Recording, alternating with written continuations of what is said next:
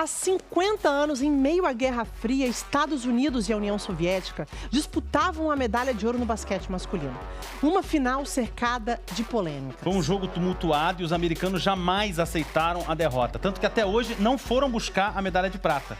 E a partida, que acabou 2 vezes na quadra, continua sem um final, meio século depois.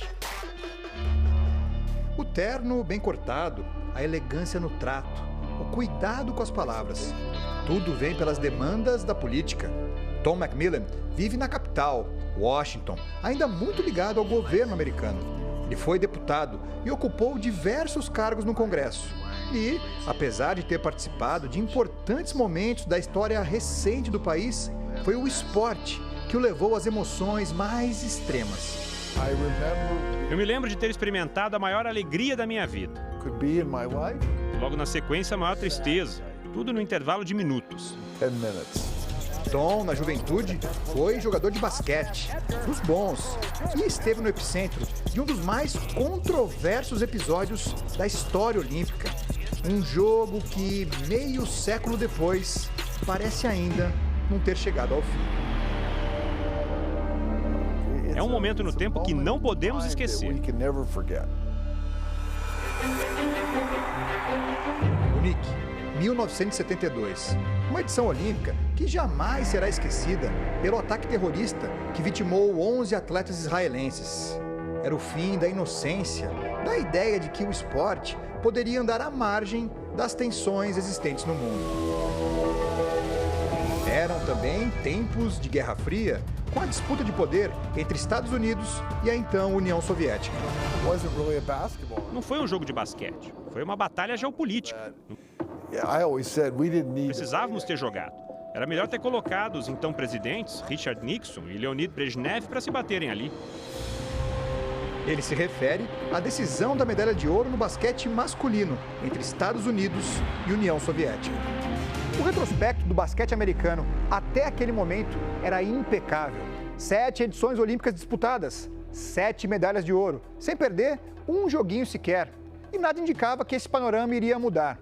O time chegou à final contra a então União Soviética com uma impressionante marca: 63 vitórias e 0 derrotas nos Jogos Olímpicos. Só que o time soviético era experiente e ficou à frente do marcador praticamente o jogo todo. Éramos um time só de jovens, universitários. Os soviéticos eram profissionais. Na época, a turma da NBA não jogava as Olimpíadas. Estávamos dando a vida para tentar nos igualar com eles.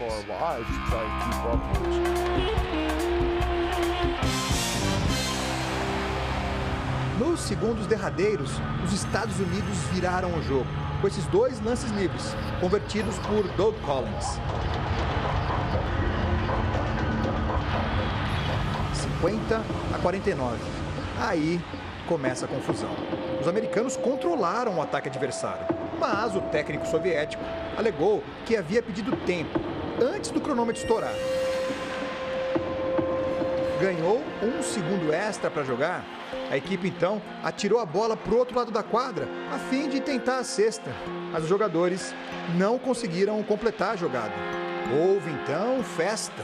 O 8º título olímpico estava garantido. Era o momento mais legal das nossas vidas, porque ganhar uma medalha de ouro com uma virada daquelas era muito especial.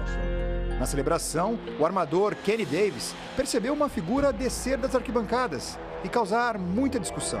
Era William Jones, secretário-geral da Federação Internacional de Basquete. Ele comunicou aos árbitros que seria necessário dar 3 segundos, não apenas 1, para o ataque soviético, e que a partida deveria ser retomada. Não sabíamos quem era aquele sujeito que mandou o jogo recomeçar.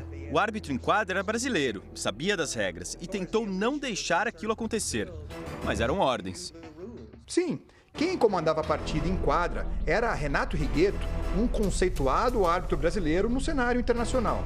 Ele jamais assinou a súmula daquele jogo diante do desfecho que ocorreu. Pouco tempo no relógio é sempre muito tempo no basquete. Com 3 segundos, os soviéticos atiraram uma bola longa para Alexander Belov.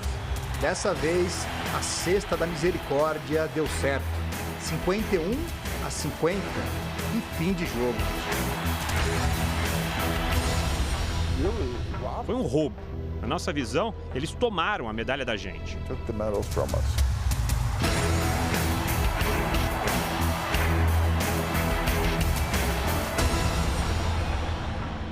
Minutos depois, no vestiário, os americanos tomaram a decisão que mudaria a vida de todos ali, para sempre. Alguém disse que não iria buscar aquela medalha. De repente, todos nós estávamos com a mesma sensação. Não foi preciso fazer uma votação. Foi uma aclamação. O espaço no pódio ficou vazio, uma imagem que correu o mundo. As medalhas foram parar num cofre, na Suíça.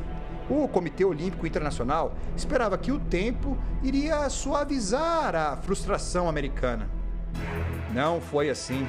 Os jogadores seguem unidos, muito próximos e nunca arredaram pé.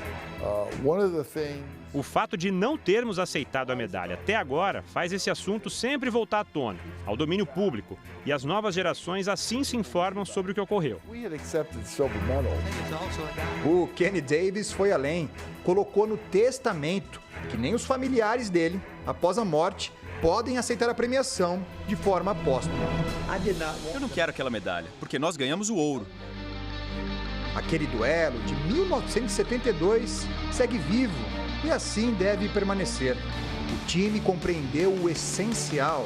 Não é preciso se calar diante do que consideram uma injustiça. E o melhor remédio é sempre resistir.